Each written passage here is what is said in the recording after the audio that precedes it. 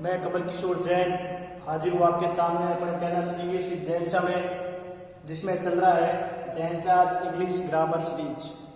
और उसका आज चौथा टॉपिक है वर्ब, क्रिया। वर्ब से पहले हम लोग नाउन, प्रोनाउन और एडजेक्टिव को कंप्लीट कर चुके हैं और मेरे हिसाब से उन सबके डाउट आप लोगों ने क्लियर हो चुके होंगे और तीनों टॉपिक आपको पूरे समझ में आ गए होंगे। अगर वो वीडियोज आपने नहीं देखे तो आप पहले उन तीनों टॉपिक्स को क्लियर कीजिए, फिर इस वीडियो को पूरा देखिए, क्योंकि इसके अंदर वर्ब का टॉपिक आपके पूरा क्लियर होने वाला है। तो आज हम पढ़ रहे हैं वर्ब। वर्ब का मतलब है क्रिया। आप लोग समझते हैं क्रिया क्या होती है? हिंदी में अपन बोलते हैं किसी कार्य का करना या होना क्या कहलाती है? क्रिया। तो हम सीधे टॉपिक पे चल रहे हैं, ठीक है? तो हम अंग्रेजी में पढ़ रहे हैं वर्ब। वर्ब का मतलब होता है क्रिया। तो अंग्रेजी के अंदर वर्ब क्या है? तो मैं आप लोगों को थोड़ा एग्जांपल देता हूं पहले, समझाने से पहले। आप लोगों ने is, are and was word सुना होगा, ये भी वर्ब है। आपने हैज, हैव, हैड सुना होगा, ये भी वर्ब है। डू, डज, डिड सुना होगा, ये भी वर्ब है। आप लोगों ने मॉडल सुने होंगे, can, could, may, might, should और विल और शैल मॉडल में और टेंस में दोनों में आते हैं, ये भी वर्ब है। आप लोगों ने go, come, give, dear, throw, catch, disappear ऐसी वर्बें भी पढ़ी होगी, वो भी क्या है? वर्ब। लेकिन ये सारी एक ही प्रकार की वर्बें नहीं है, ध्यान रखना।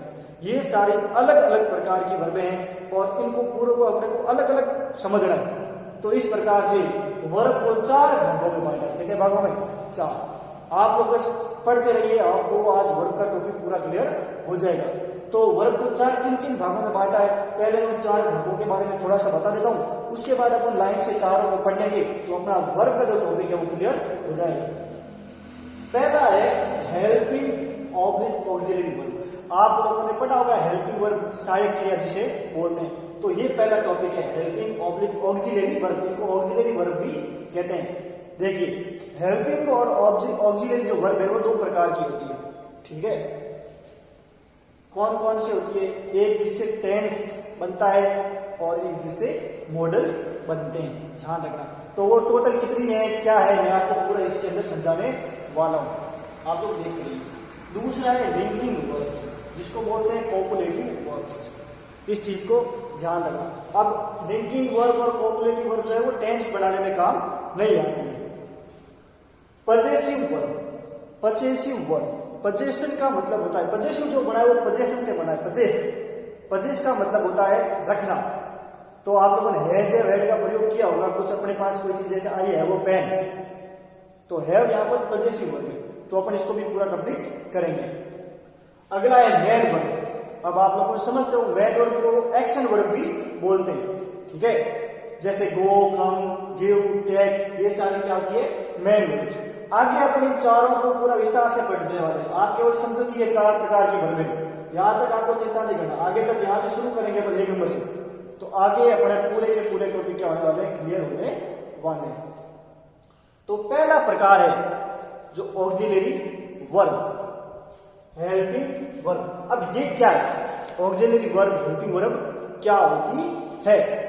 तो the words that are used before the verbs to form tense और roots are called helping oblique auxiliary verbs. The words, ऐसे शब्द या शब्द दैट आर यूज्ड, जिनका उपयोग किया जाता है, बिफोर यानी पहले, द वर्ब्स। देखिए, ऐसे शब्द जिनका उपयोग किया जाता है बिफोर यानी पहले, वर्ब्स, द वर्ब्स। यहां पर जो वर्ब है ये यहां पर मेन वर्ब को संबोधित करा जा रहा है। तो ऐसी क्रियाएं या ऐसे शब्द जिनका उपयोग मेन वर्ब से पहले किया जाता है टू फॉर्म टेंस और मूड्स। टेंस बनाने के लिए या मूड बताने के लिए, मूड का यहां पर मतलब है मॉडल्स। मूड शब्द, जो मॉडल अपना टॉपिक है वो किस शब्द से बना हुआ है? मूड से। तो ऐसे शब्द जिनका प्रयोग वर्ब से पहले यानी मेन वर्ब से पहले टेंस बनाने या मॉडल बनाने से पहले किया जाता है, उन्हें हेल्पिंग या ऑक्सिलरी वर्ब कहते हैं। अब टेंस वाली हेल्पिंग ऑक्सिलरी वर्ब कौन सी है, मॉडल वाली कौन सी है, वो भी अगली स्लाइड में बताऊंगा मैं आप लोगों को। तो यहां पर देखिए, मैंने जो एग्जांपल लिखे, Mohan has got 2 bananas. Mohan has got 2 bananas. तो आप लोग देखिए कि हैज एक वर्ड समझिए आप यहां पर, परिभाषा के अनुसार या जो भी यहाँ पर लिखा उसके हिसाब से समझिए कि हैज एक वर्ड है और ये किससे पहले लगा हुआ है, वर्ब से। ये एक्शन वर्ब है, bought, more has bought, buy and खरीदा, बाई बॉट बॉट। तो ये वर्ब मैन वर्ब से, यहाँ पर वर्ब किसको दिखा रहा है, मैन, और ये मैन वर्ब से जो पहले वर्ड लगा है ये क्या फॉर्म कर रहा है, टेंस फॉर्म कर रहा है। इसका मतलब ये वर्ड कौन सा वर्ड है, ऑक्सिलरी, हेल्पिंग ऑक्सिलरी वर्ब है। लेकिन यहाँ पर देखिए नीचे की जो एग्जांपल है, Krishna has a fruit, Krishna के पास एक बांसुरी है, तो यहाँ पर ये कोई टेंस नहीं बना देगी, यहाँ पर कोई भी एक्शन वर्ब नहीं है। यहाँ पर क्या दिखा रहा है, ये हैज, ये हैज जो है इस नाउन पर सब्जेक्ट का क्या दिखा रहा है, अधिकार दिखा रहा है। इस नाउन के ऊपर सब्जेक्ट का क्या है, अधिकार है कि कृष्णा के पास एक बांसुरी है। तो ये हैज जो है वो क्या है, पजेसिव वर्ब है। पजेसिव वर्ब को आगे पूरा पढ़ेंगे, तो ये ध्यान रखना। यहाँ पर हैज जो है वो हेल्पिंग ऑक्सिलरी वर्ब है और यहाँ पर हैज क्या है, पजेसिव वर्ब है। ये यहाँ पर क्या कर रहा है, मैन वर्ब से पहले लग रहा है और टेंस बना रहा है, इसके कारण ये हैज कौन सी वर्ब है, हेल्पिंग ऑक्सिलरी वर्ब। लेकिन यहाँ पर हैज जो है कोई भी एक्शन वर्ब से पहले नहीं लगी है, कोई टेंस से बना नहीं रहा है, जबकि ये हैज क्या कर रहा है, यहाँ पर ये एक नाउन के ऊपर जो है सब्जेक्ट का स्वामित्व बता रहा है, जिसके कारण ये हैज क्या है, पजेसिव वर्ब है। तो यहाँ तक आपको समझ में आ गया होगा। आगे देखिए, kinds of helping auxiliary verbs, helping auxiliary verb के प्रकार। देखिए अगर कुल पूछ जाए कितनी हेल्पिंग ऑक्सिलरी वर्ब्स है, तो हम बोलेंगे कुल कितनी है, 24। कितनी है, टोटल प्राइमरी ऑक्सिलरी जो हेल्पिंग ऑक्सिलरी वर्ब है वो 24 है। लेकिन मुख्यतः हेल्पिंग ऑक्सिलरी वर्ब को दो भागों में बांटा गया है। किन दो भागों में, अपन ने पीछे पढ़ा था कि हेल्पिंग ऑक्सिलरी वर्ब वे है जो या तो टेंस बनाए, क्या बनाए, टेंस, और या फिर वो क्या व्यक्त करे, मूड, क्या व्यक्त करे, मूड। तो इसी प्रकार इन 24 को 13 भागों में करके दो भागों में बांटा हुआ है। वे जो टेंस बनाए, वे जो मूड बताए। देखिए कौन कौन से प्रकार है। पहला है primary auxiliary verbs. Kinds of helping auxiliary verb के अंदर पहला प्रकार है प्राइमरी ऑक्सिलरी वर्ब्स। ये 13 प्रकार की होती है। कितनी प्रकार की, 13। ये जो प्राइमरी ऑक्सिलरी वर्ब्स है ये क्या बनाती है, ये टेंस बनाती है। क्या बनाती है, टेंस। देखिए कौन कौन से प्रकार है। B type. अब बी टाइप की जो हेल्पिंग वर्ब्स है वो है इज, आर, एम, वाज और वर। डू टाइप की है डू, डज और डिड। हैव टाइप की है हैज, हैव, हैड। और फ्यूचर टाइप की है विल और सेड। तो ये जो 13 प्रकार की वर्ब्स है, ऑक्सिलरी वर्ब्स, ये क्या बनाती है, टेंस, और इनको बोलते हैं प्राइमरी ऑक्सिलरी वर्ब्स। अब इनका प्रयोग कैसे होता है, क्या होता है, थोड़े दिनों में टेंस शुरू होने वाला है, तो वहां पर शुरू होने वाला है और यहाँ वहां पर इन सबको पूरा बताया जाएगा टेंस के अंदर। तो आपको ध्यान में रखना है कि बी टाइप की हेल्पिंग वर्ब कौन कौन सी है, डू टाइप की कौन सी है, हैव टाइप की कौन सी है और फ्यूचर टाइप की कौन सी है। तो ये सारी क्या कहलाती है, प्राइमरी ऑक्सिलरी वर्ब्स। अगर बताना हो तो आपको पता ही जा रहा है, प्रेजेंट की होती है, वाज वर पास्ट की, डू डज प्रेजेंट की होती है, डिड पास्ट की, हैज प्रेजेंट के लिए और हैड पास्ट के लिए और विल सेल फ्यूचर के लिए। तो ये थी प्राइमरी ऑक्सिलरी वर्ब जो क्या बनाती है, टेंस। अब हेल्पिंग ऑक्सिलरी वर्ब का जो दूसरा प्रकार है वो है मॉडल ऑक्सिलरी वर्ब्स। ये भी कितने प्रकार की होती है, 13। These helping verbs express different kinds of mood. ये जो हेल्पिंग वर्ब्स है वो भिन्न प्रकार की मनोदशाओं को व्यक्त करते हैं। अब ये 13 कौन कौन सी है, 13 मॉडल्स है पूरे कोर्स में, ठीक है ना, ध्यान रखना। Can, could, will, might, would, should, will, said, must, didn't, daren't, used to और ought to। और इनके साथ हमेशा ध्यान रखना, मॉडल के साथ हमेशा मैन की फर्स्ट फॉर्म लगती है। कौन सी फॉर्म लगती है, फर्स्ट। जब तक इन मॉडल्स का वॉइस नहीं बना देते, पेसिव वॉइस में कन्वर्ट नहीं कर देते, तब तक इनका क्या रखती है, इनके साथ मैन रखी फर्स्ट फॉर्म। और जैसे इनको वॉइस में बदलते हैं, अगर इनका वॉइस चेंज कर रहे हैं, पेसिव वॉइस बना रहे हैं, तो वॉइस के अंदर हमेशा ध्यान रखना, पेसिव वॉइस में modal plus be plus verb की थर्ड फॉर्म हो जाती है। कौन सी फॉर्म हो जाती है, थर्ड फॉर्म हो हो जाती है।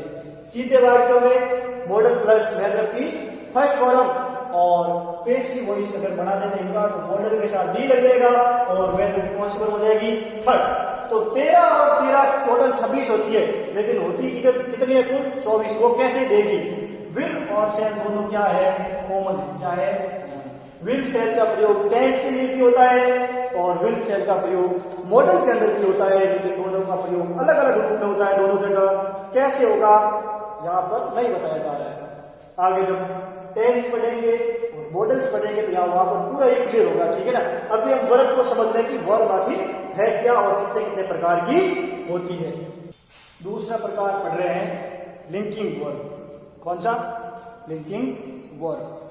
अब ये लिंकिंग वर्ब क्या है? इसको कॉपुलेटिव वर्ब भी बोलते हैं। अब ये लिंकिंग वर्ब क्या है देखो इसे समझते हैं।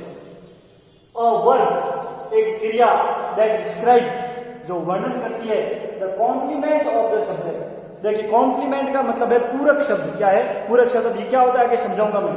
ऑफ द सब्जेक्ट यानी कर्ता का इज कॉल्ड लिंकिंग वर्ब, उसे लिंकिंग वर्ब कहा जाता है। यानी एक ऐसी क्रिया जो कर्ता का पूरक शब्द वर्णित करे उसे कौन सी वर्ब कहा जाता है? Linking verb. अब वो पूरक शब्द या तो नाउन होता है या एक विशेषण होता है, ध्यान रखना। क्या होता है वो? कॉम्प्लीमेंट क्या होगा? या तो एक नाउन होगा या फिर एक एडजेक्टिव होगा। देखिए कौन कौन सी है linking verbs. Is, are, am, है, वॉज, वर, बीन और बीन। ये 8 प्रकार की लिंकिंग वर्ब्स है। देखो ध्यान से देखो, वापस बताओ। ऐसी क्रिया जो एक कर्ता का पूरक शब्द वर्णन करती है उस क्रिया को क्या कहते हैं? Linking verb. अब पूरक शब्द को अंग्रेजी बोलते हैं कॉम्प्लीमेंट। अब ये कॉम्प्लीमेंट या तो एक नाउन हो सकता है या फिर एक एडजेक्टिव यानी एक विशेषण हो सकता है। अगर कोई क्रिया सब्जेक्ट और हेल्पिंग वर्ब के बाद लगा हुआ कोई कॉम्प्लीमेंट उस दोनों को जोड़ने का काम करती है तो क्या है? लिंकिंग वर्ब है। और वो टेंस के वाक्य कभी भी नहीं होंगे, ध्यान रखना। जैसे Lata Mangeshkar is a great singer. Lata Mangeshkar is a great singer. तो यहां पर लता मंगेशकर क्या है? सब्जेक्ट है। क्या है? Subject. Is a great singer और इज जो है वो है लिंकिंग वर्ब। क्या है? Linking verb. और जो यहां पर ग्रेट सिंगर है वो है कॉम्प्लीमेंट। क्या है? कॉम्प्लीमेंट। ये आपको समझ में आ रहा है? ये टेंस का वाक्य बिल्कुल भी नहीं है, क्योंकि इस इज के बाद में कोई भी एक्शन वर्ब नहीं है। इस चीज का ध्यान रखना। समझ में आ रहा है? अगर इस इज के बाद में कोई एक्शन वर्ब होती तो ये इज लिंकिंग वर्ब नहीं कहलाती, जबकि क्या कहलाती? वो प्राइमरी ऑक्सिलरी वर्ब कहलाती, क्योंकि वो क्या पढ़ाती थी? टेंस। लेकिन यहाँ पर ये इज टेंस नहीं पढ़ा रहा है, ये कर्ता और पूरक शब्द को बता रहा है। इसके कारण ये इज क्या है? Linking verb. जैसे मुकेश इज एन इंजीनियर, तो यहां पर मुकेश क्या है? सब्जेक्ट। इज एक प्रकार की लिंकिंग वर्ब, एन इंजीनियर। तो इंजीनियर यहां पर क्या है? नाउन। तो सब्जेक्ट और कॉम्प्लीमेंट यहां पर क्या है? नाउन। तो इसका मतलब इज क्या है? Linking verb. Rakhi was very happy to see her parents. तो यहां पर वॉज यहां पर है लिंकिंग वर्ब और ये जो very happy to see her parents ये पूरा क्या है? कॉम्प्लीमेंट। अब आप ये मत सोचते कि टेंस का वाक्य, टेंस का वाक्य नहीं है, क्योंकि वज के बाद में कोई भी एक्शन वर्ब नहीं है, सीधे क्या दिया हुआ है? कॉम्प्लीमेंट, जिसके कारण ये वज क्या है? लिंकिंग वर्ब है। इस चीज को ध्यान में रखें। This medicine will be useful for you. तो यहां पर ध्यान रखें, विल एक प्रकार की हेल्पिंग वर्ब है, बी यहां पर जो है बी क्या है? एक लिंकिंग वर्ब है और यूजफुल उपयोगी ये एडजेक्टिव है। क्या है? एडजेक्टिव। अब ये आप लोग कतई न सोचें कि ये फ्यूचर की कोई हेल्पिंग वर्ब है, फ्यूचर कंटीन्यूअस टेंस की। अगर ये फ्यूचर कंटीन्यूअस टेंस की हेल्पिंग वर्ब होती तो यहाँ पर प्रेजेंट पार्टिसिपल वर्ब का प्रयोग होता आईएनजी फॉर्म का। तो ध्यान रखना ये क्या है? Helping verb. बी क्या है? Linking verb. तो हमेशा ध्यान रखें हेल्पिंग वर्ब के साथ लिंकिंग वर्ब वैलिड आ सकती है, लेकिन लिंकिंग वर्ब के साथ कभी भी मैन वर्ब का प्रयोग नहीं होता। ये बार बार मैं आपको इसे बता चुका हूं। इनवैलिड है, लिंकिंग वर्ब के साथ कभी भी मैन वर्ब का प्रयोग नहीं होगा। Other example, you are getting met, तो यहां पर देख रहे हैं ना ये गेटिंग। यू सीम टायर्ड, ये seem. He has gone mad, gone. और हनी इज स्वीट, तो हनी यानी शहद, इज यानी स्वीट, ये सब्जेक्ट है, ये कॉम्प्लीमेंट है और ये लिंकिंग वर्ब है। अब आप लोगों को मैं क्या बता रहा हूं, यहां पर ये जो गेटिंग है, ये जो गॉन है और ये जो सीम है, ये तीनों की तीनों क्या है, लिंकिंग वर्ब है। क्या है, लिंकिंग वर्ब है, ध्यान रखना। अब ये लिंकिंग वर्ब कैसे है, मैंने बताया था कि लिंकिंग वर्ब के बाद में सब्जेक्ट कॉम्प्लीमेंट आता है और वो कॉम्प्लीमेंट होता है या तो नाउन और या फिर एडजेक्टिव। तो आप लोग देखोगे इन सब के बाद में मैड, पागल, टायर्ड, थकान नाउन और एडजेक्टिव है। तो जिसके कारण ये गेटिंग, गॉन और ये सीम, ये सारी क्या है, लिंकिंग वर्ब है। एक अपीयर होता है, अपीयर भी एक प्रकार की लिंकिंग वर्ब है, इस चीज को ध्यान में रखें।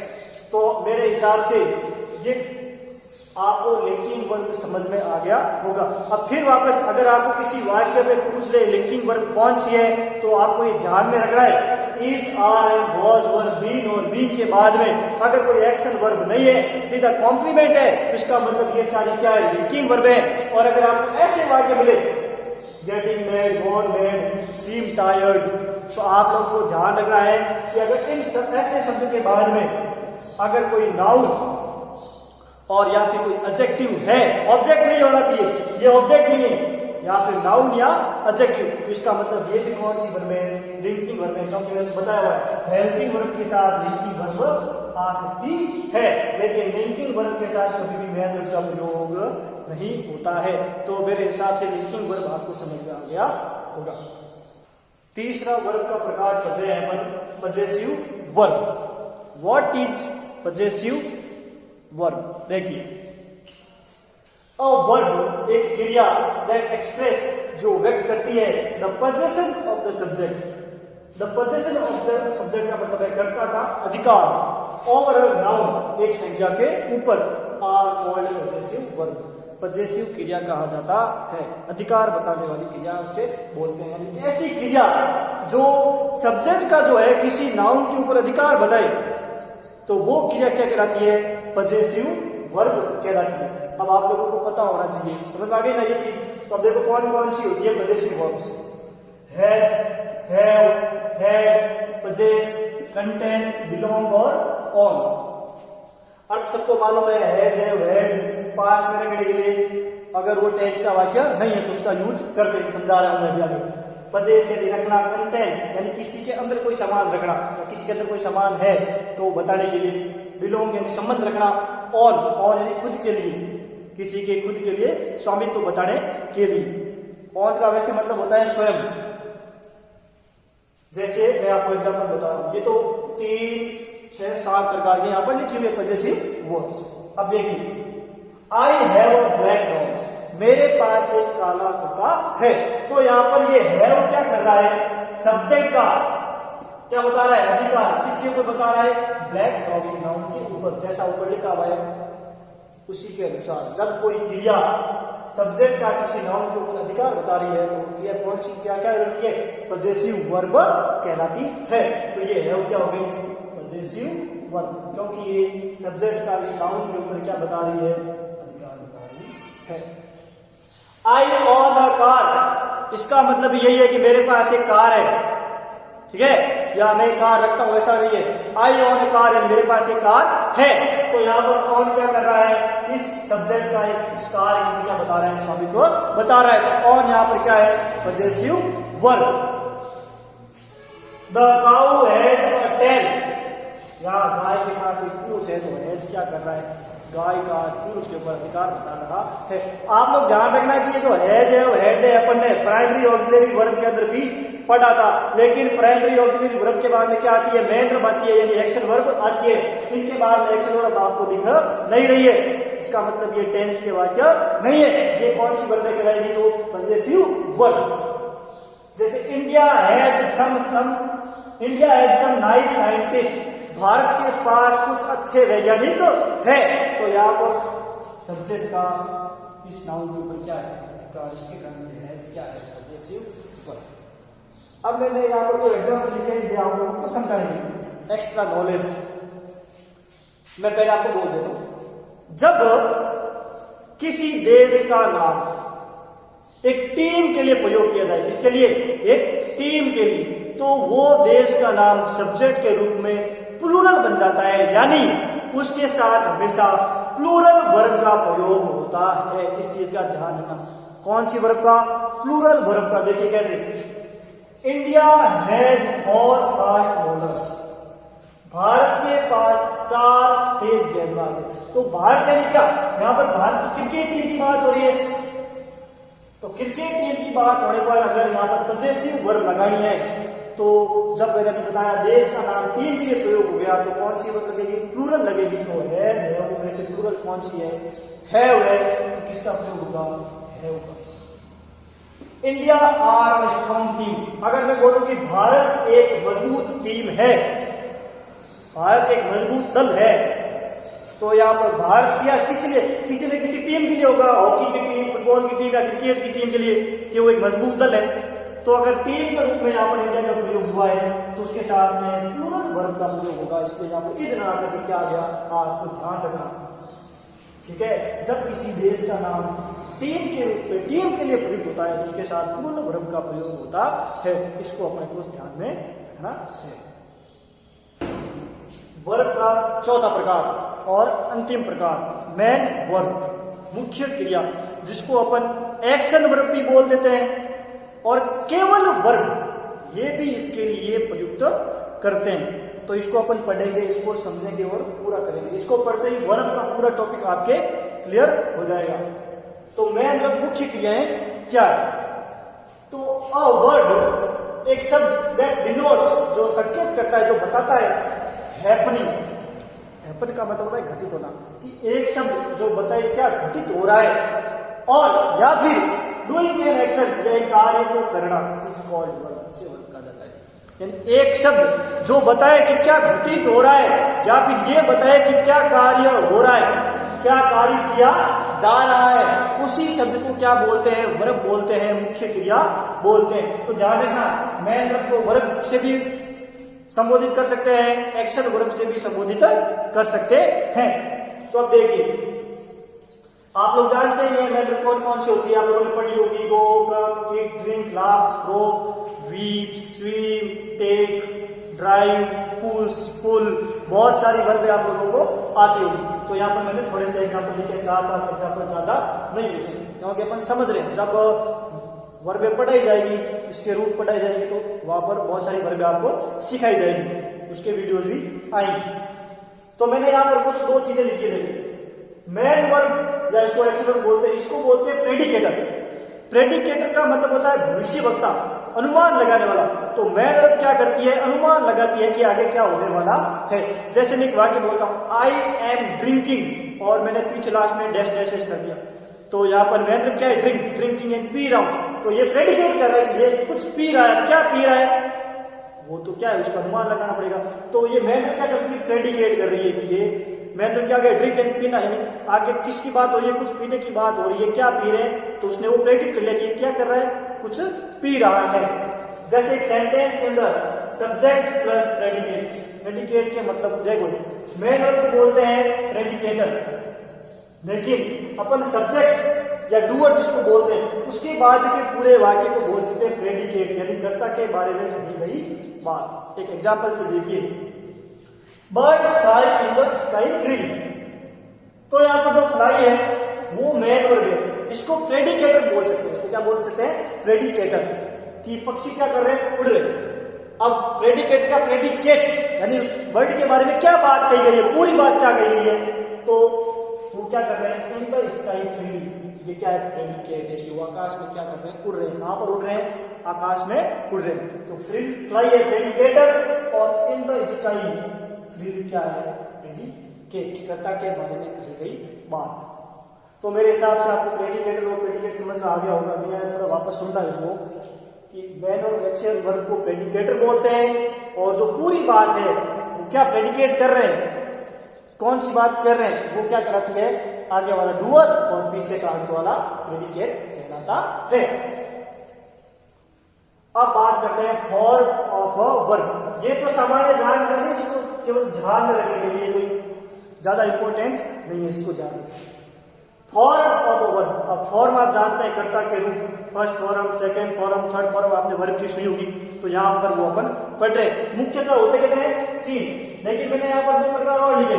अगर आप इन 5 प्रकारों को यहाँ पर समझ लेते हैं तो टेंस के अंदर आपको जो है वर्ब कभी भी तकलीफ नहीं देगा। तो इसको समझिए। फर्स्ट फॉर्म, इसको बोलते हैं प्रेजेंट इंडेफिनिट प्लूरल, ठीक है। और आप समझते हैं फर्स्ट फॉर्म, पहले जो लाइनें होती है गो, कम, ईट, कैच, फ्लाई, स्विम, ड्रिंक, ये सारी क्या कहलाती है? First form. लेकिन इनको क्या बोलते हैं? प्रेजेंट इंडेफिनिट प्लूरल वर्ब भी बोलते हैं, इस चीज को ध्यान रखना। सेकेंड फॉर्म, इनको बोलते हैं पास्ट इंडेफिनिट वर्ब। ये कौन सी होती है? जिसको बोलते हैं सेकेंड फॉर्म। गो की वेंट, कम की कैन, ईट की एट और कैच की कोट, ये सेकेंड फॉर्म है। थर्ड फॉर्म का एक और नाम है, वो है पास्ट पार्टिसिपल वर्ब्स। तो go and gone, come came come, eat and eaten, catch caught caught, तो ये थर्ड फॉर्म थी। अब देखिए, आप लोगों ने आईएनजी फॉर्म सुना होगा, फर्स्ट वर्ब की फर्स्ट फॉर्म प्लस आईएनजी, उसको बोलते हैं प्रेजेंट पार्टिसिपल वर्ब। ध्यान रखना, अगर वर्ब के पीछे आईएनजी लगा दे तो कौन सी वर्ब कहलाती है? Present participle verbs. एक होती है प्रेजेंट इंडेफिनिट सिंगुलर, एस या ईएस लगाना। मैं जब की फर्स्ट फॉर्म के बाद एस या ईएस लगा देंगे तो क्या हो जाएगी? Present indefinite singular verb. Goes, comes, Yeats, catches. अब मैं यहाँ पर देखो, अगर आपने 5 प्रकार ध्यान से पढ़ ली यहाँ पर 2 मिनट के अंदर, तो आपको मैं यहाँ पर अभी अगले 30 सेकंड या 1 मिनट के अंदर 12 टेंस जो है उनकी मैं हेल्पिंग और मेन वर्ब आपको याद दिला सकता हूं कि कौन से टेंस के अंदर कौन सी हेल्पिंग वर्ब आती है। देखिए मैं शुरू करता हूं। 12 टेंसों के नाम आपको याद होंगे। तो अगर मैं आपसे पूछूं कि ऐसे कितने टेंस है जिनके नाम में कंटिन्यूअस आता है, ऐसे कितने टेंस है जिनके नाम में क्या आता है? कंटिन्यूअस। ये बहुत बड़ी चीज है, इसको समझिए। आप 2 मिनट के अंदर 12 टेंस की मेन याद करने वाले हैं। तो ऐसे 12 टेंस में से 6 टेंस है। अब कौन कौन से आप लोग ढूंढ लेना, आप लोगों को पता होना चाहिए। 6 टेंस ऐसे हैं जिनके नाम में कंटिन्यूअस आते हैं, और उन 6 टेंसों के अंदर मेन बात ये थी प्रेजेंट पार्टिसिपल, यानी वर्ब की फर्स्ट फॉर्म प्लस आईएनजी। अब नाम ढूंढना आपका काम है, टेंस के अंदर वापस बताऊंगा मैं, लेकिन यहाँ पर मैं वापस बता रहा हूं। तो 6 टेंसों में कौन सी वर्ब आती है? प्रेजेंट पार्टिसिपल यानी फर्स्ट फॉर्म प्लस आईएनजी। तो ये आप लोगों को 6 टेंस की मतलब याद हो गई। अब ऐसे कितने टेंस है जिनके अंदर केवल परफेक्ट आता है? केवल परफेक्ट कंटिन्यूअस नहीं, केवल परफेक्ट। तो ऐसे 3 टेंस है। कितने टेंस है? 3। तो ऐसे 3 टेंसों के अंदर वर्ब की थर्ड फॉर्म आती है। कौन सी फॉर्म आती है? Past participle third form. तो कितने टेंस की याद हो गई? 9। ऐसे कितने टेंस है? चलिए वो छोड़िए, 3 ही बच्चे, मैं आपको सीधा बता रहा हूं। ये जो सेकेंड फॉर्म है ये आती है इसके अंदर पास्ट इंडेफिनिट में, इसका नाम ये पास्ट इंडेफिनिट। तो कितने हो गए? 10 हो गई ना। प्रेजेंट पार्टिसिपल 6 में, थर्ड फॉर्म 3 में, सेकेंड फॉर्म 1 में, कितने हो गए? 10। अब पीछे बचे 2। एक है फ्यूचर इंडेफिनिट टेंस। तो फ्यूचर इंडेफिनिट टेंस के अंदर हमेशा फर्स्ट फॉर्म आती है। कौन सी फॉर्म आती है? First form. लेकिन अब एक अंतिम टेंस और बच गया, प्रेजेंट इंडेफिनिट टेंस।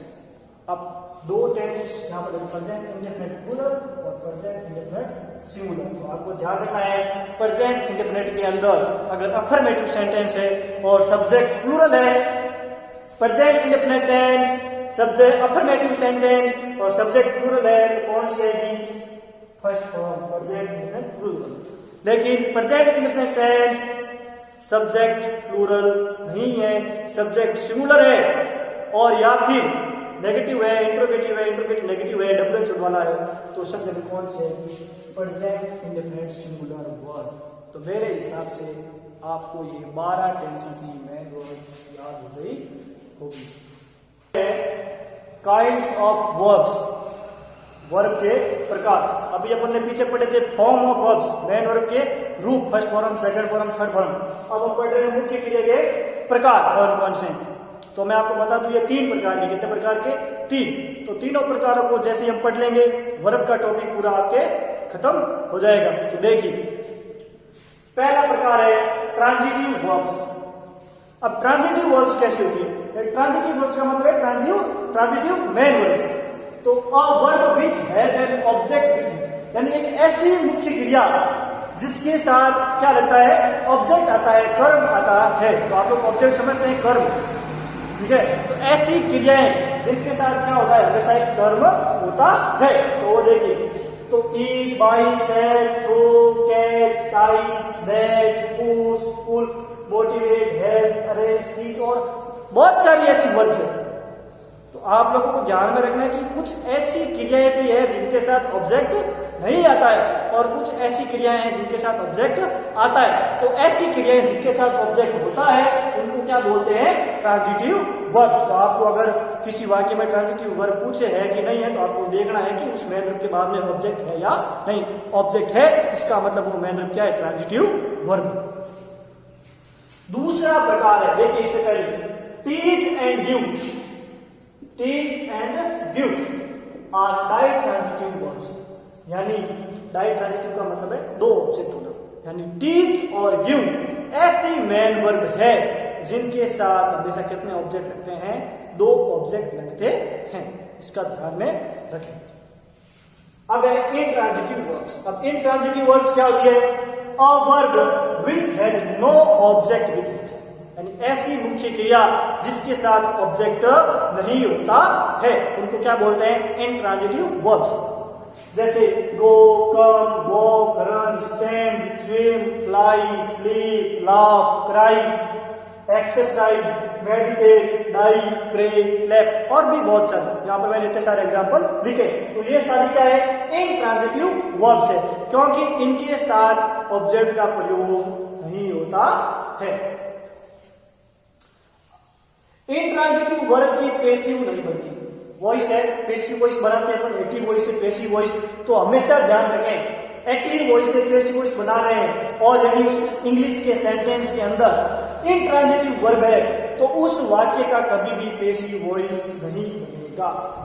देखिए यहां पर एग्जांपल लिखा हुआ है, यानी आपको मालूम होना चाहिए पेसिव वॉइस बनाने के लिए वाक्य के अंदर ऑब्जेक्ट होना बहुत जरूरी है। और आपको पता है इंट्रांजिटिव वर्ब के साथ ऑब्जेक्ट का प्रयोग नहीं होता है, और जब ऑब्जेक्ट होगा ही नहीं तो वॉइस कैसे बनेगा?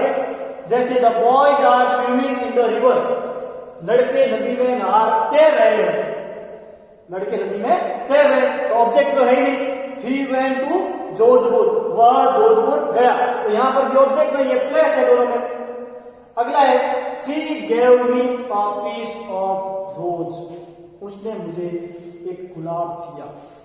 ठीक है, तो इसके अंदर ऑब्जेक्ट है कि नहीं है? मी है और a piece of rose.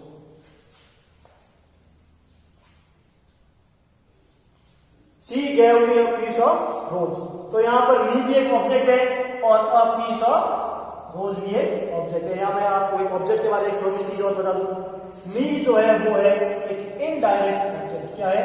Indirect object. और इनडायरेक्ट ऑब्जेक्ट, और जो पीस ऑफ रोज है ये है डायरेक्ट ऑब्जेक्ट। इनडायरेक्ट ऑब्जेक्ट का मतलब होता है सजीव ऑब्जेक्ट, सजीव कर्म, और डायरेक्ट ऑब्जेक्ट का मतलब होता है निर्जीव कर्म। तो इन दोनों ऑब्जेक्ट का प्रयोग करके, दोनों में से किसी भी ऑब्जेक्ट का प्रयोग करके अपन इनकी वॉइस बना सकते हैं। तो ध्यान रखना, ट्रांजिटिव वर्ब की वॉइस बनती है, इंट्रांजिटिव की वॉइस नहीं बनती है। जब वॉइस पढ़ेंगे तो वहां पर आपको पूरा इनके बारे में वापस एक बार बताया जाएगा कि वॉइस में क्या क्या होता है। देखिए, some words are used both transitively and intransitively. कुछ वर्गों का उपयोग ट्रांजिटिव वर्ब के रूप में भी होता है और इंट्रांजिटिव वर्ब के रूप में भी होता है। मतलब ये दोनों प्रकार से कुछ वर्गें काम करती है। कैसे? देखिए, the horse is running fast, घोड़ा बहुत तेज दौड़ रहा है। तो यहां पर रनिंग जो है वो ट्रांजिटिव है या इंट्रांजिटिव? तो यहाँ पर इंट्रांजिटिव है, क्योंकि रन के बाद, इस वर्ब के बाद कोई भी ऑब्जेक्ट नहीं है, ये फास्ट है, ये फास्ट ऑब्जेक्ट नहीं है, ये क्या है? एडजेक्टिव है। इसके कारण ये जो रनिंग है ये क्या है? इंट्रांजिटिव वर्ब है। इसका मतलब इसका पैसिव, इस वाक्य का पैसिव भी नहीं बन सकता है। लेकिन जो अगला वाक्य देखिए, इसी रनिंग से बना है, my father is running a shop, मेरे पिताजी एक दुकान चला रहे हैं। ठीक है, तो यहाँ पर रनिंग क्या है? ट्रांजिटिव वर्ब है। इसका मतलब इस वाक्य का वॉइस बन सकता है, क्योंकि इस रनिंग के बाद में क्या है? अ शॉप एक प्रकार का ऑब्जेक्ट यहाँ पर दिया हुआ है। तो a shop is run by my father. अब ये वॉइस कैसे बनते हैं, वॉइस वाले टॉपिक में पढ़ेंगे। आप लोग उस वीडियो को भी पूरा जरूर देखना, आगे आने वाला है। तो अगर अदर एग्जांपल्स देखें, open, close, work, fly, wing, यानी ये सारी वर्बें ऐसी है जिनका उपयोग ट्रांजिटिव और इंट्रांजिटिव दोनों रूप में हो सकता है। जैसे the boy is flying a kite, तो फ्लाइंग यहां पर फ्लाइंग किस रूप में? ट्रांजिटिव वर्ब के रूप में है, क्योंकि इसके बाद में क्या दिया हुआ? अ काइट ऑब्जेक्ट दिया हुआ है। जबकि यही फ्लाइंग से और वाक्य बना है, the birds are flying over a hill, पक्षी एक पहाड़ के ऊपर उड़ रहे हैं। यहाँ पर ओवर हिल एक ऑब्जेक्ट नहीं है, ठीक है ना? तो यहाँ पर ये जो फ्लाइंग है, यहाँ पर ये क्या है? इंट्रांजिटिव वर्ब है। इसका वॉइस बन सकता है, इसका वॉइस नहीं बनेगा। The door opens eight 9 AM, दरवाजा 9 बजे खुलता है। तो यहाँ पर ओपन्स क्या है? Intransitive verb. और the peon opens the door at 9 AM, peon जो है वो 9 बजे दरवाजा खोलता है। तो यहाँ पर ओपन्स क्या है? ट्रांजिटिव वर्ब, क्योंकि इसके बाद ऑब्जेक्ट आया हुआ है, तो एंजर इसका वॉइस नहीं बनेगा और इसका वॉइस बन जाएगा। The phone is ringing, phone बज रहा है, तो रिंगिंग यहाँ पर क्या है? Intransitive verb. और the peon is ringing the bell, peon जो है वो घंटी बजा रहा है, तो इस रिंगिंग के बाद ऑब्जेक्ट आया हुआ है, इसका मतलब ये रिंगिंग क्या है? ट्रांजिटिव वर्ब, यानी इसका वॉइस बन सकता है। कहने का मतलब कुछ वर्ब ऐसी है जिनका उपयोग ट्रांजिटिव रूप में भी किया जाता है और इंट्रांजिटिव वर्ब के रूप में भी किया जाता है। काइंड्स ऑफ वर्ब का तीसरा प्रकार है कॉम्प्लेक्स ट्रांजिटिव वर्ब। अब ये कॉम्प्लेक्स ट्रांजिटिव वर्ब क्या होती है देखिए, मैंने यहाँ पर कॉम्प्लेक्स ट्रांजिटिव वर्ब के सब्जेक्ट सेंटेंस कैसा होता है वो मैंने यहाँ पर लिखा है, देखिए इसे समझिए। Subject plus verb plus object complement, दो चीजें मैं यहाँ पर आपको बता रहा हूं। देखिए ये जो वर्ब होगी, अब आपको समझ में आ गया होगा कौन सी वर्ब होगी? Transitive verb. अब ऑब्जेक्ट और ऑब्जेक्ट कॉम्प्लीमेंट, यानी ट्रांजिटिव वर्ब के बाद ऑब्जेक्ट आएगा। अब ऑब्जेक्ट कॉम्प्लीमेंट, आप लोगों ने सब्जेक्ट का कॉम्प्लीमेंट पढ़ा था, सब्जेक्ट का कर्ता का पूरक शब्द, तो यहां पर ये क्या है? कर्म का पूरक शब्द, यानी ऐसी वर्ब या ऐसी ट्रांजिटिव वर्ब जो ऑब्जेक्ट का पूरक शब्द वर्णित करेगा, वो वर्ब क्या कहलाएगी? Complex transitive verb. जैसे कैसे? देखिए example, we call Gandhi ji babu. अब इसमें देखिए वी क्या है? सब्जेक्ट या डूअर, कुछ भी बोल सकते हैं। कॉल क्या होगी यहाँ पर? ट्रांजिटिव वर्ब, क्योंकि गांधी जी यहाँ पर इसके साथ क्या आया हुआ है? ऑब्जेक्ट आया हुआ है। अब बापू, हम गांधी जी को बापू पुकारते हैं, तो यहाँ पर बापू किसको संबोधित कर रहे हैं? किसका पूरक शब्द हुआ? बताओ, इसका हुआ या गांधी जी का? वी का हुआ या गांधी जी का? तो आप लोग समझ गए होंगे किसका पूरक शब्द है? ऑब्जेक्ट का। तो यहाँ पर बापू क्या है? Object complement. समझ में आ गया? तो यहाँ पर कॉल ऑब्जेक्ट के पूरक शब्द को प्रदर्शित कर रहा है। तो ये कॉल यहाँ पर क्या है? Complex transitive verb. या आप ऐसे बोल सकते हैं कि ये सेंटेंस कॉम्प्लेक्स ट्रांजिटिव वर्ब का सेंटेंस है। अगला है he warned me that he would punish me next time। तो he यहाँ पर डूअर या सब्जेक्ट, warned me, warned क्या हो गया? ट्रांजिटिव वर्ब, और me क्या हो गया? ऑब्जेक्ट। और ये पूरा का पूरा आगे है, ये क्या है? Object complement. क्या? वह इसका मतलब उसने मुझे चेतावनी दी कि वह मुझे अगली बार सजा देगा। तो ये किसके लिए हो रहा है, ये सारी चीज किस लिए कही जा रही है, मी के लिए, ऑब्जेक्ट के लिए। तो ये क्या हुआ, ऑब्जेक्ट कॉम्प्लीमेंट। तो आप लोगों को समझ में आ गया होगा कि कॉम्प्लेक्स ट्रांजिटिव वर्ब क्या होता है। काइंड्स ऑफ वर्ब्स के बाद अब है action verb in a sentence. पीछे पढ़े थे वर्ब के प्रकार, अब टॉपिक है action verb in a sentence. एक वाक्य के अंदर क्रियात्मक क्रिया या मेन वर्ब जिसको बोल सकते हैं। अब आप लोगों को मालूम है कि अलग अलग प्रकार के वाक्य होते हैं, तो उसके अंदर मेन वर्ब जो है वो किस रूप में दिख सकती है अलग अलग प्रकार से, वो यहाँ पर अपन पढ़ने वाले हैं। तो उसका पहला रूप है फाइनाइट वर्ब। ठीक है, when a verb conveys a tense और अ मूड। जब एक वर्ब, अब कौन सी verb, main verb, action verb, जब वो क्या बताती है, टेंस और मूड, मूड का मतलब मॉडल। जब कोई मेन वर्ब किसी टेंस के वाक्य में या मॉडल के वाक्य के अंदर प्रयोग होती है तो उसको क्या बोलते हैं, फाइनाइट वर्ब। ये सिंपल सी चीज है, बस इतना ही ध्यान रखना। दूसरा है non finite verb. A verb that does not express any tense or mood। एक ऐसी क्रिया जो किसी भी प्रकार के मूड यानी मॉडल या टेंस को व्यक्त नहीं करता है या करती है, तो वो कौन सी वर्ब कहलाती है, नॉन फाइनाइट वर्ब। अब नॉन फाइनाइट वर्ब के तीन रूप हैं। कितने प्रकार है, कितने प्रकार की हो सकती है, तीन। कौन कौन सी है, टू इन्फिनेटिव, यानी किसी वाक्य के अंदर अगर जो एक्शन वर्ब है वो टू प्लस वो फर्स्ट फॉर्म के अंदर हो तो क्या कहलाती है, टू इन्फिनेटिव। आगे पढ़ना है पूरा इसको। प्रेजेंट पार्टिसिपल, वर्ब की फर्स्ट फॉर्म प्लस आइंस के रूप में हो, लेकिन वो कोई भी टेंस या मूड नहीं बताती हो तो वो टू इन्फिनेटिव। जेरंड भी पढ़ा रहे हैं, फर्स्ट फॉर्म प्लस आईएनजी, लग तो रहा है टेंस जैसा, लेकिन ये कोई भी टेंस या मॉडल नहीं बताएगी। तो ये कौन सी फॉर्म होगी, कौन सी वर्ब होगी, non infinite verb. Non finite का पहला प्रकार है टू इन्फिनिटिव। अब टू के साथ हमेशा मेथड की कौन सी वर्ब होगी, फर्स्ट वर्ब। तो आपको पता चल जाना चाहिए ये कौन सी वर्ब है, नॉन फाइनाइट वर्ब। और ये जो टू प्लस V1 है, ये वर्ब जो है वो हमेशा क्या दिखाती है, टू सो पर्पज, यानी हमेशा उद्देश्य दिखाती है। क्या दिखाती है, उद्देश्य। किस प्रकार दिखाती है, देखो आपको मैं एग्जांपल से बता रहा हूं, आपको समझ में आ जाएगा। Seema goes to school to study. Seema क्या है, डूअर, सब्जेक्ट जिसको बोल सकते हैं, या डूअर। गोज, तो गोज यहां पर टेंस बता रहा है, तो टेंस बताने वाली वर्ब हो गई फाइनाइट वर्ब। ठीक है, कहां जाती है, स्कूल, विद्यालय, सीमा विद्यालय जाती है टू स्टडी। तो टू स्टडी ये टेंस बता रहा है क्या, ये चीज नहीं। तो इसका मतलब जो टू स्टडी है वो क्या है, नॉन फाइनाइट वर्ब। अब ये देखो, सीमा पढ़ने के लिए स्कूल जाती है, तो ये स्कूल जाने का क्या बता रही है, उद्देश्य बता रही है। तो इसका मतलब टू प्लस फर्स्ट वर्ब अगर वाक्य में कहीं है और वो टेंस नहीं बता रहा है तो वो कौन सी फॉर्म है, नॉन फाइनाइट वर्ब है। इस चीज को ध्यान रखें। जैसे I have a cow to sell, तो इस वाक्य के अंदर भी टू सेल, मेरे पास एक गाय है टू सेल, बेचने के लिए। ये भी इस वाक्य के अंदर टू प्लस वर्ब की फर्स्ट फॉर्म क्या बता रहा है, उद्देश्य बता रहा है, और ये नॉन फाइनाइट वर्ब है। इस चीज को ध्यान में रखें। और ये कोई टेंस भी नहीं बता रही है।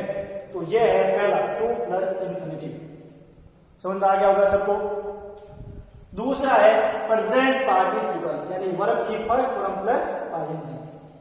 देखिए एग्जांपल से समझ करिए, पूरा समझ में आ जाएगा। पहला एग्जांपल लिखा है कि श्याम इज ड्रिंकिंग मिल्क, तो ये मेन वर्ब की फर्स्ट फॉर्म प्लस आईएनजी है कि श्याम दूध पी रहा है। तो ये फाइनाइट है, नॉन फाइनाइट। तो सबसे पहली चीज ये टेंस बता रहा है, तो ये तो क्या होगी, सीधी की सीधी फाइनाइट वर्ब। समझ आ गया सबको। अगला देखिए, सीइंग अ स्नेक, सांप को देखते ही द गर्ल क्राइड, लड़की चिल्लाई। तो सीइंग अ स्नेक, सांप को देखते ही, ये कोई भी टेंस नहीं बता रहा है, ध्यान रखना। ये सीइंग यहां पर कोई भी टेंस नहीं बता रहा है, तो ये प्रेजेंट पार्टिसिपल के रूप में कौन सी वर्ब है, नॉन फाइनाइट वर्ब है। यहां पर द गर्ल क्या है, सब्जेक्ट, यहां पर सी क्या है, नॉन फाइनाइट वर्ब है, ध्यान रखना। यहाँ पर वर्ड क्या है, सब्जेक्ट, और क्राइड, क्राइड क्या है, मैन वर्ब है, एक्शन वर्ब है, यानी फाइनाइट वर्ब है। समझ आ गया। तो देखो मैंने वापस नीचे लिख दिया है, क्रिया प्लस ते ही कर, यानी अर्थ में क्रिया के साथ, जैसे सी एन देगा तो देखते ही या देख कर, क्रिया प्लस ते हुए, देखते हुए, इनके इसके अर्थ में हमेशा वाक्य में क्या लगेगा, प्लस आईएनजी। अगर ये क्रिया का अर्थ कर रहा है तो हमेशा प्रेजेंट पार्टिसिपल वर्ब का प्रयोग करना है। जैसे रीचिंग होम, घर पहुंचते ही, घर पहुंचते ही, आई टुक अ बाथ, मैं नहाया, मैं नहाया। तो रीचिंग यहां पर क्या है, प्रेजेंट पार्टिसिपल नॉन फाइनाइट। आई क्या है, सब्जेक्ट। टुक क्या है, यहां पर फाइनाइट वर्ब है, ध्यान रखना। यहां पर टुक नहीं है, टेक बात ये पूरा जैसे पूरा फाइनाइट वर्ब है। आई सो, मैंने देखा, तो आई क्या है, डूअर। सो रमेश, यहां पर ऑब्जेक्ट आ गया, इसका मतलब ये क्या है, फाइनाइट वर्ब। ऑब्जेक्ट आ गया, इसका मतलब सो दिया हुआ है, सो दिया हुआ है, इसका मतलब ये क्या है, फाइनाइट वर्ब है, टेंस को बता रहा है। क्वेरलिंग विथ हिज वाइफ, अब ये क्वेरलिंग यहां पर वापस टेंस नहीं बता रहा, जा रहे हैं, ये क्या है, प्रेजेंट पार्टिसिपल, कि मैंने रमेश को अपनी उसकी पत्नी के साथ लड़ते हुए देखा, या मैंने रमेश को अपनी पत्नी के साथ लड़ते हुए देखा। तो यहाँ पर वर्ब क्या है, प्रेजेंट पार्टिसिपल है, और ये नॉन फाइनाइट वर्ब है। इस चीज को ध्यान में रखें। तो आपको ये समझ में आ गया होगा, to infinitive verb present participle का जो नॉन इन्फिनिटिव वर्ब है क्यों कहते हैं, ये आपको समझ में आ गया होगा। अब तीसरा और अंतिम प्रकार है इसका, जिरंड, उसको देख लेते हैं। जिरंड को वर्बल नाउन भी कहते हैं, क्रियात्मक संज्ञा। इसका जो रूप होता है वो भी प्रेजेंट पार्टिसिपल की तरह वर्ब की फर्स्ट फॉर्म प्लस आईएनजी होता है। अब ये वर्बल नाउन क्यों है, कि जब एक वर्ब कौन सी, मेन वर्ब, एक्शन वर्ब, जब एक वर्ब को नाउन, अब नाउन के कोष्टक में सब्जेक्ट या ऑब्जेक्ट लिखा, नाउन यानी संज्ञा, तो अब नाउन का प्रयोग सब्जेक्ट के रूप में भी होता है और ऑब्जेक्ट के रूप में भी होता है। तो जब एक एक्शन वर्ब को नाउन के रूप में, सब्जेक्ट या ऑब्जेक्ट के रूप में प्रयोग करते हैं तो वो जिरंड कहलाती है। यानी अगर एक क्रिया को आपको सब्जेक्ट या ऑब्जेक्ट या नाउन के रूप में उपयोग लेना है तो उसको कौन सा प्रकार बनाना पड़ेगा, जिरंड बनाना पड़ेगा, यानी मेन वर्ब की फर्स्ट फॉर्म प्लस आईएनजी के रूप में उसको व्यक्त करना पड़ेगा। अब जिरंड कैसे लिखते हैं, swimming is good for health. अब यहाँ पर पहले देखते लगेगा कि ये तो मेन वर्ब की फर्स्ट फॉर्म प्लस आईएनजी है, ये कोई टेंस है, तो ये टेंस नहीं है। तो swimming is good for health, यहाँ पर ये सब्जेक्ट के रूप में, एक नाउन के रूप में प्रयोग हुआ है, यानी तैरना स्वास्थ्य के लिए अच्छा है। Dancing is a good exercise for everyone, कि नाचना प्रत्येक के लिए एक अच्छा व्यायाम है। तो ये दोनों क्या है, जिरंड, क्योंकि ये नाउन के रूप में, सब्जेक्ट के रूप में आगे प्रयोग हुए हैं। बार्किंग डॉग्स, भौंकते हुए कुत्ते, सेल्डम बाइट्स, तो क्या ये जिरंड है, तो क्या ये फाइनाइट वर्ब है, वो भी नहीं, ये नॉन फाइनाइट है, लेकिन कौन सी, प्रेजेंट पार्टिसिपल वाली। भौंकते हुए, बार्किंग डॉग्स, भौंकते हुए कुत्ते, सेल्डम बाइट्स, कभी कभी काटते हैं। Stealing things of others is a sin, दूसरों की चीजें चुराना एक पाप है। तो ये जिरंड का है, किसका है, जिरंड का, ये प्रेजेंट पार्टिसिपल का है, ये ध्यान रखें। तो आपको जिरंड समझ में आ गया होगा, इसको वर्बल नाउन कहते हैं। तो ये पूरा टॉपिक था वर्ब का। तो मैं समझता हूं कि आप लोगों को ये पूरा टॉपिक समझ में आ गया होगा। देखिए आज के वीडियो में सबसे पहले मैं कह रहा हूं कि अगर कोई थोड़ी सी साउंड में खटखट की आवाज वगैरह कुछ आ रही तो मुझे क्षमा करना, ठीक है।